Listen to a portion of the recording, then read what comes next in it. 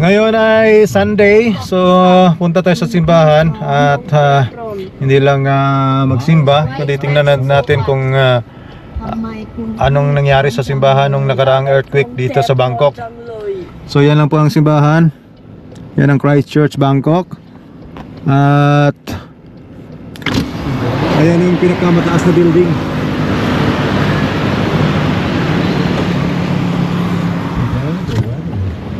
Hello, kamusta po kayo? So nandito tayo sa Christ Church Bangkok. Ayan, katapos lang ng mass dito.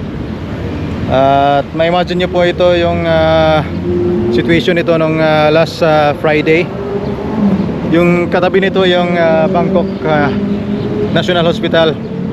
At yung harap naman dyan ay yun, hindi makita, yung Mahanakon Building, yung pinakamataas na building dito sa Bangkok.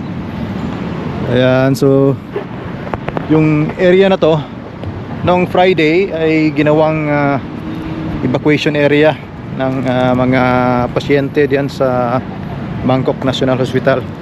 Diyan. At makikita niyo napakaraming buildings dito sa harapan. Matataas na building dito sa harapan.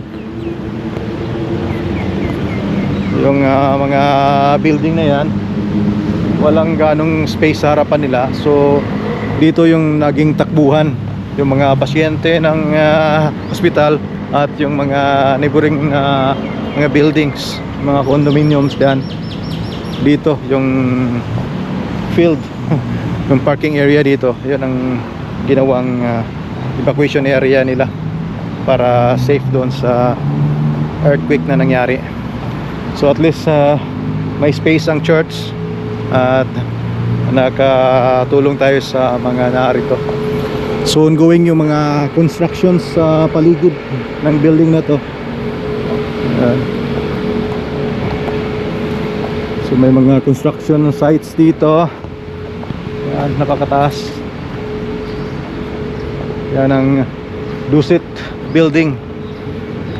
Pero at least sa paligid ng church ay walang mga malaking nasisira na mga building. Okay, so yan na po muna ang update dito sa Bangkok.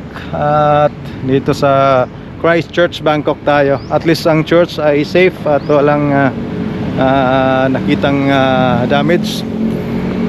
Ayan ang Christ Church. At yung harapan ng Christ Church, makikita niyo nandun sa likod yung napakalaking Mahanakon building. So makikita natin sa likod. At sa katabi niyan mayroon pang construction na napakalaking condominium. So makikita ninyo maraming mga matataas na buildings dito. Ayan, so paligid. Alright, okay na po, salamat.